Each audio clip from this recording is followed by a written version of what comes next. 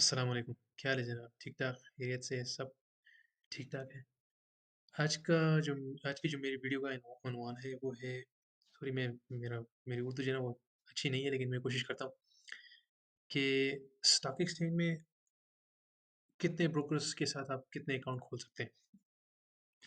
Mainly लोगों को ज़्यादातर जो है ना एक अकाउंट चाहिए होता है। अगर फॉर एग्ज़ाम्पल लेट्स से एक ब्रोकर के साथ जो आपका आपको उनके साथ अकाउंट खोलना अच्छा नहीं लगता या ना लगा हो, तो आप स्विच करना चाहते हो या पहले से खुला हो दूसरा खोलना चाहते हो, तो ये खोल सकते हैं आप, लेकिन उसमें एक कैच है।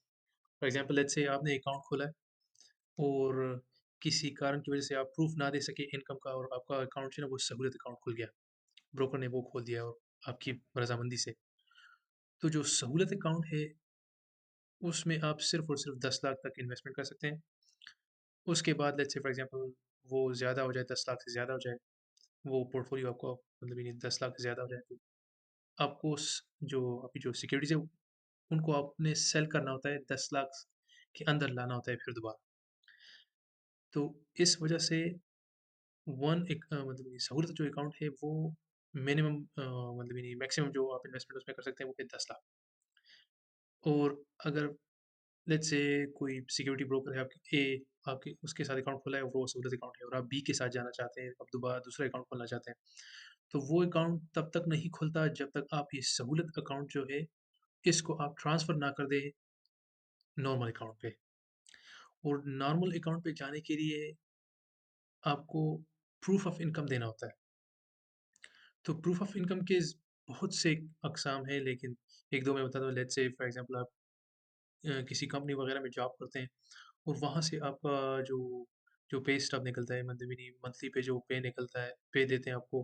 आप या जाके आप कहते हैं कि यार मुझे वेरिफ़िकेशन के लिए मुझे जो जो आप जो सैलरी मुझे देते हैं उसका कोई स्लिप वग़ैरह दे दें, तो वो आपने सबमिट करना होता है एज़ इनकम प्रूफ, जो करंट हो। 2 महीने, 3 महीने तक कम से कम करंट, मतलब यानी अभी मार्च है, तो दिसंबर 10th के बाद बात होना चाहिए, मतलब 3 महीने के अंदर-अंदर। तो ये प्रूफ होना चाहिए कि आपके पास पैसे आते कहाँ से? क्योंकि जो एफएटीएफ और मतलब यानी जो रेगुलेटरी अथॉरिटीज़ हैं, बहुत ज़्यादा मतलब ज़ोर दे रही हैं पाकिस्तान पे कि जो सोर्स ऑफ इनकम पता होना चाहिए, सोर्स ऑफ इनकम पता होना चाहिए। तो इसी वजह से सोर्स ऑफ इनकम लाज़मी है इसमें। सहूलत से नॉर्मल पे जाने के लिए सोर्स ऑफ इनकम लाज़मी है। तो पहले तो ये बात हो गई कि सहूलत से नॉर्मल पे जाने के लिए आपको सोर्स ऑफ इनकम डिस्क्लोज़ करना पड़ता है। और जब वो हो जाता है तो आप दोबारा ब्रोकर से राब्ता करते हैं, वो फिर केवाईसी जो है ना दोबारा इनिशिएट करता है और एनसीसीपीएल से फिर वो अप्रूव होता है। अगर आपका जो सोर्स ऑफ इनकम है वो ठीक है, तो जब वो अप्रूव हो जाए, फिर सीडीसी को फिर आपके ब्रोकर को वो ये सब कुछ मतलब यानी नॉर्मल पे कन्वर्ट हो जाता है अकाउंट बेसिकली। तो उसके बाद आप किसी दूसरे ब्रोकर से जाना चाहते हैं तो जा सकते हैं, डज़न्ट मैटर। अच्छा, दूसरा तरीका ये है कि ज़्यादातर लोग बताते हैं कि ये वाला तरीका, मतलब ये ज़्यादातर लोग बताते हैं, ये जो दूसरा भी मैं बता रहा हूँ। पहला वाला कोई भी नहीं बताता, और अगर बताता भी है तो बहुत वेग सा बताता है। लेकिन ख़ैर, दूसरा जो है वो है कि आपने जो अकाउंट खोला है ए ब्रोकर के साथ, वो आपको बंद करना होता है। अगर उसमें कोई सिक्योरिटीज़ वग़ैरह आपने खरीदी हैं तो वो उनको आपने बेचना होता है। फिर आप एनसीसीपीएल को जाके रिक्वेस्ट करते हैं कि ये जो उनका जो, या ब्रोकर के ज़रिए भी मेरे ख़्याल से कर सकते हैं कि जो मेरा जो यूआईएन आपने खोला है, ये मैं बंद करना चाहता हूँ। तो बंद करके फिर किसी दूसरे ब्रोकर के पास जा सकते हैं, और वो भी फिर आया कि वो सहूलियत अकाउंट खोलता है या नॉर्मल। अगर आपके पास इनकम प्रूफ नहीं है तो वो सहूलियत ही खोलेगा। अगर इनकम प्रूफ है तो फिर वो नॉर्मल खोलेगा आपका अकाउंट। जब तक प्रूफ नहीं है, तब तक नॉर्मल पे नहीं कन्वर्ट हो सकते।